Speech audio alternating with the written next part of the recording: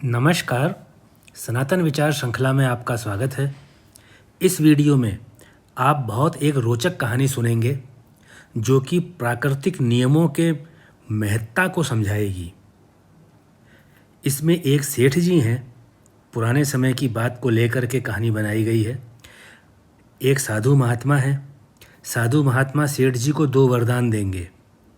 सेठ जी परेशानी में पड़ जाएंगे, इस वरदान का मैं क्या मांगूं, और जब वो मांगेंगे तो वे उसमें खुद बुरी तरह से फंसेंगे। जब यह कहानी सुनेंगे तो आप आनंद से भरेंगे और इस कहानी से जो संदेश निकल करके आएगा वह अपने आप में एक महत्वपूर्ण संदेश है। यह तो हम जानते हैं कि प्राकृतिक नियम प्रकृति के संरक्षण के लिए नितांत आवश्यक होते हैं। जैसे एक के बाद दूसरा मौसम आता है, बचपन के बाद जवानी आती है, जवानी के बाद में फिर बुढ़ापा आता है, उसी तरह से जब जन्म हुआ है तो मृत्यु भी होनी होती है। यह सब प्राकृतिक नियम है। कोई भी इन नियमों से ऊपर नहीं है। सभी को इन नियमों का पालन करना ही होता है। हम ऐसा कह सकते हैं कि धार्मिक वही है जो प्राकृतिक नियमों का पालन करता है। इस वीडियो में जो कहानी है वह प्राकृतिक नियमों के स्थिर हो जाने से जो होने वाली मुश्किलें होती हैं उसके बारे में बताती है। आइए हम कहानी पर आते हैं। बहुत पुरानी बात है। पुरानी उज्जैनी नगरी में एक बहुत बड़े व्यापारी रहा करते थे। उनका व्यापार कई राज्यों में फैला हुआ था। कई राज्यों के राजा महाराजा भी उनका बहुत सम्मान करते थे।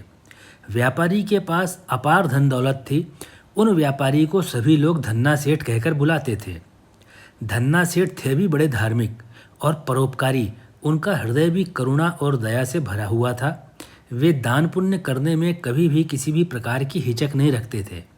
उनके दरवाजे से कभी भी कोई साधु महात्मा या भिक्षुक या याचक कभी भी खाली हाथ लौटाया नहीं जाता था। एक बार सर्दियों की बात है। एक दिन धन्ना सेठ अपने गोदाम के बाहर बैठकर धूप सेक रहे थे। उनके कर्मचारी गोदाम में बैठकर व्यवसाय का कामकाज कर रहे थे। धूप में बैठे बैठे सेठ जी को नींद आ गई। दोपहर की नींद, वो भी सर्दियों के मौसम की। सेठ जी को आलस आ गया। उसी आलस में सेठ जी ने एक सपना देखा। सपने में सेठ जी क्या देखते हैं कि एक महात्मा उनके गोदाम के बाहर खड़े हैं। सपने में ही सेठ जी महात्मा जी को प्रणाम करते हैं। फिर सेठ जी और महात्मा जी के बीच बातचीत शुरू होती है। सेठ जी महात्मा जी को भोजन करवाते हैं। जब महात्मा जी भोजन कर रहे थे तभी सेठ जी महात्मा जी से एक प्रश्न कर देते हैं। सेठ जी पूछते हैं, महात्मा जी, विश्व में सबसे ज़्यादा जिम्मेदार कौन है? एक राजा सबसे ज़्यादा जिम्मेदार है, एक किसान सबसे ज़्यादा जिम्मेदार है, एक सैनिक जो अपने प्राणों की परवाह तक नहीं करता, क्या वह सबसे ज़्यादा जिम्मेदार है? क्या एक व्यापारी सबसे ज़्यादा जिम्मेदार है? घर में सभी का ख्याल रखने वाली एक पत्नी, क्या वह सबसे ज़्यादा जिम्मेदार है? या एक पति सबसे ज़्यादा जिम्मेदार है? या महात्मा जी, एक महात्मा, एक त्यागी, वह सबसे ज़्यादा जिम्मेदार है? सेठ जी ने यूं तो केवल एक साधारण सा प्रश्न किया था। महात्मा जी ने खाना खाते खाते हुए उत्तर दिया, सबसे ज़्यादा जिम्मेदार प्रकृति है। यदि प्रकृति के काम में अवरोध आ जाए तो धरती पर रहने वाले सभी प्राणियों का जीवन या तो संकट में आ जाएगा, और यदि प्रकृति अपने काम को रोक दे तो सभी का जीवन मृत्यु से भी खराब हो जाएगा। सेठ जी को महात्मा जी का उत्तर सही नहीं लगा। महात्मा जी पहचान गए कि सेठ जी उनके उत्तर से संतुष्ट नहीं है। सेठ जी ने सोचा कि ये महात्मा जी ऐसे ही सड़क पर चलने वाले महात्मा जी हैं, इनके पास में ज्ञान नहीं है। लेकिन महात्मा जी बिल्कुल चुप रहे। और जब महात्मा जी जा रहे थे तो महात्मा जी सेठ जी को कहते हैं, तुम कोई 2 वरदान मांग लो, मेरा दिया हुआ वरदान जरूर फल देगा।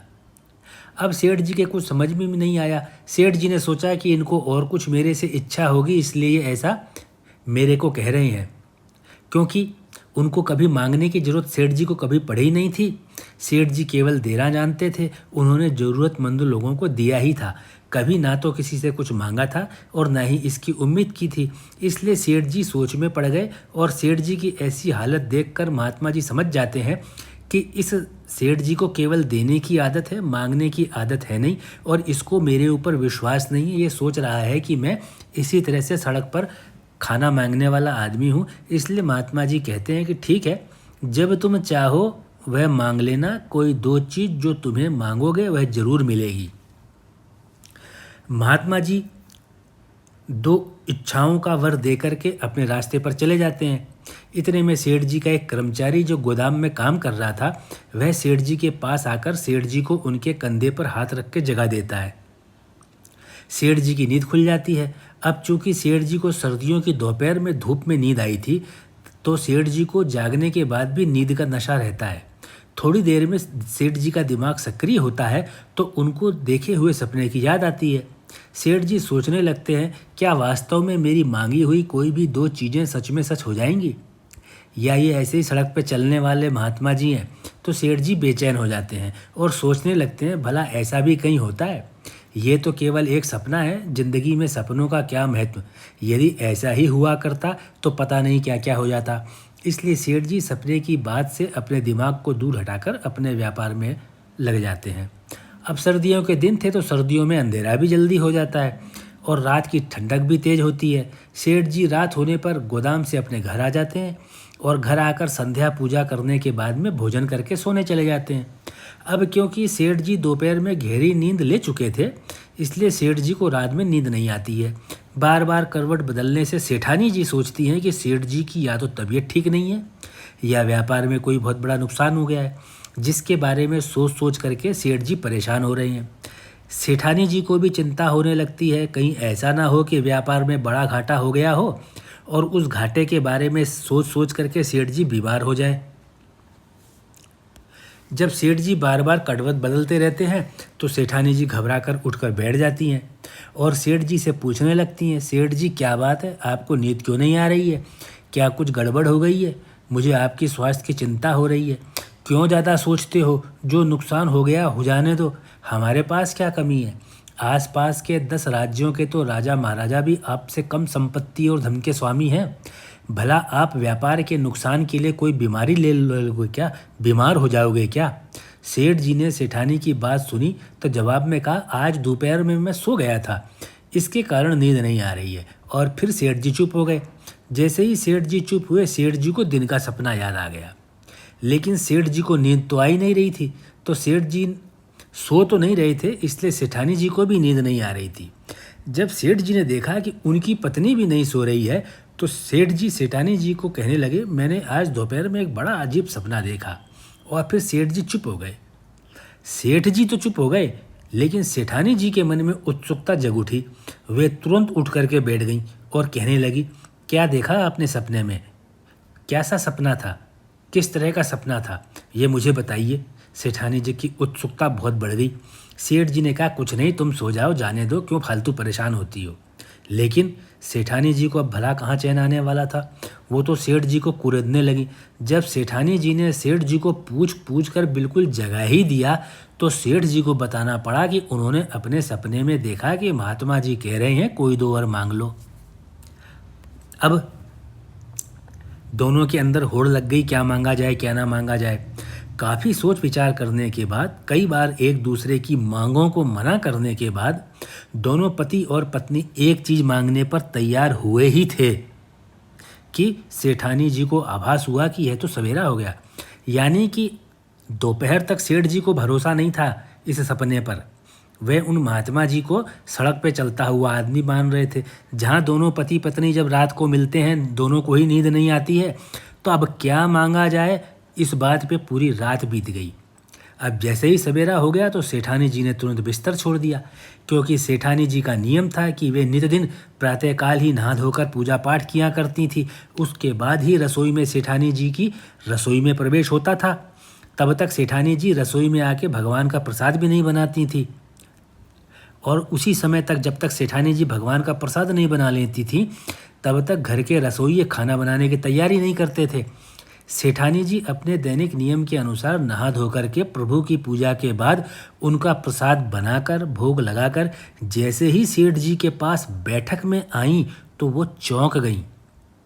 वहाँ बैठक में सेठ जी उसी जो राजा थे, उसी राज्य के राजा महाराजा तृप्ति सिंह जी के साथ में बातें कर रहे थे। महाराजा तृप्ति सिंह की राजकुमारी का विवाह होना तय हुआ था, इसलिए महाराजा सेठ जी को विवाह का निमंत्रण देने आए थे। सेठानी जी ने जैसे ही महाराजा तृप्ति सिंह जी को अपने घर की बैठक में बैठे हुए देखा, तो सेठ जी के जो सपना आया था उनके ऊपर सेठानी जी को विश्वास हो गया, क्योंकि जो आखिरी में जो मांगा किया गया था, जो 2 वरदान में से पहला वरदान मांगा था, जिसके आधार पर तय किया जा सकता था कि सेठ जी की सपना जो था उसको सत्यता की कसौटी पर कसें तो कितना खरा है, वह यही मांगा गया था कि महाराजा तृप्ति सिंह जी हमारे घर हमसे मिलने आए, और वो सवेरे ही हो गया ऐसा। अब तो सेठानी जी और सेठ जी को सपने पर विश्वास हो गया, इसलिए इसके साथ दोनों के लिए एक नई समस्या और पैदा हो गई। क्यों? क्योंकि 2 तो वरदान उनको लेने थे, एक उन्होंने मांग लिया कि महाराजा तृप्ति सिंह आए, अब बचा एक। अब उस आखिरी जो कि सच होगा उसमें क्या मांगा जाए। अब उन दोनों पति पत्नी को सपने की शक्ति का प्रमाण तो मिल ही चुका था, इसलिए अब एक आखिरी वरदान ही बचा हुआ था, और उन दोनों को डर था कहीं जल्दबाजी में कुछ ऐसा वैसा ना मांग लिया जाए कि फिर से पछताना पड़े। जब तक नहीं था वरदान तब तक आनंद था, देते हुए खुश थे। अब वरदान मिला तो विश्वास नहीं था, 2 में से एक सही हो गया तो अब दूसरा सही होगा, उसमें कहीं नुकसान न लग जाए। वह चीज़ देखो सेठ जी और सेठानी जी को मन को खा रही है, क्योंकि मानव का मन तो अति शंकालु होता है। मानव का हमेशा ही विचार होता है कि जो हाथ में है उससे ज़्यादा प्राप्त किया जा सकता है, और यही असंतुष्टि मानव के मन की विचलन के स्तर को बताती है, और जो मिलने वाला है उसमें ज़्यादा से ज़्यादा प्राप्त करें यही अभिलाषा होती है। थोड़ी देर बाद में महाराजा तृप्ति सिंह भी जलपान करके चले गए। अब दोनों पति पत्नी की मन की शांति भंग हो चुकी थी, क्योंकि अब उन्हें अपने जीवन की सबसे कठिन परीक्षा देनी थी। एक ऐसी चीज़ मांगनी थी जिसके मांगने के बाद कुछ और मांगने को रह नहीं जाता, यानी अब आपको वह मांगना था जिसके बाद में आप कुछ और मांगने की उम्मीद भी ना करें। नहीं तो अब तीसरा वरदान आपके पास में नहीं है। अब बचा हुआ जो मौका था वह आखिरी मौका था। अगर सेठ जी सपना नहीं देखते तो फिर उनकी गृहस्थी कितनी अच्छी चल रही थी, किसी प्रकार का लालच भी नहीं था। सेठ जी केवल देना ही जानते थे और देते रहते थे, लेकिन अब तो मांगने की बात थी, वो भी केवल एक और आखिरी मौका। इसलिए दोनों पति पत्नी ने मिलकर तय किया, और बहुत सोचा जाएगा, समझा जाएगा, फिर मांगा जाएगा। हम कोई जल्दबाजी नहीं करेंगे, क्योंकि सेठ जी का परिवार था भी पूरी तरह से खुशहाल। उनके घर में सभी स्वस्थ थे, बेटे बहुए पोते पोतियाँ सभी कुछ थे, कुछ मांगने को था ही नहीं, केवल सोचने को था, वो भी उस मन से जो मन कभी स्थिर नहीं रहता है। इसलिए सेठ जी तो अपने बेटों के साथ धंधे पर चले गए, घर में सेठानी जी अपनी बहुओं और पोते पोतियों के साथ रह गईं। उधर दोपहर में सेठ जी ने सोचा कि फिर से धूप में बैठता हूँ, क्या पता आज फिर से नींद आ जाए, फिर से सपने में महात्मा जी आ जाएं और फिर 1-2 एक्स्ट्रा वरदान मिल जाए। लेकिन ऐसा कहा जाता है ना कि जब लालच मन में छाता है, जब मन में लालच आ जाता है तो मन को रेगिस्तान बना देता है, और मन जब रेगिस्तान बन जाता है तो रेगिस्तान की तरह ही हो जाता है। रेगिस्तान की मिट्टी में कितना भी पानी डाला जाए सारा पानी नीचे चला जाता है, रेगिस्तान पे कुछ रुकता नहीं है।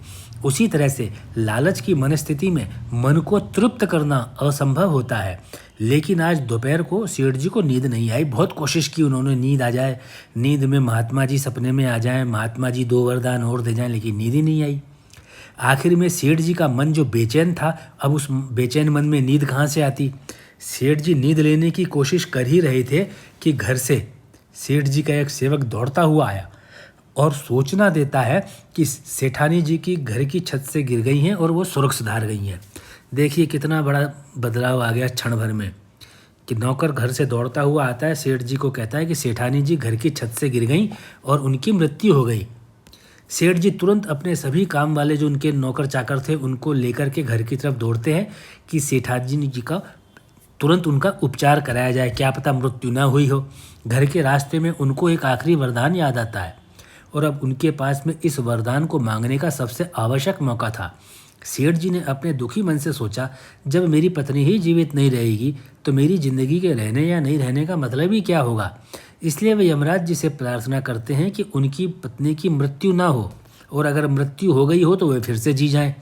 यमराज जी तुरंत सेठ जी के पास आते हैं और सेठ जी से कहते हैं कि ये वरदान आप एक गलत काम के लिए उपयोग कर रही हैं। मृत्यु तो प्राकृतिक जीवन है और प्राकृतिक नियम की अवहेलना सबसे बड़ा पाप है।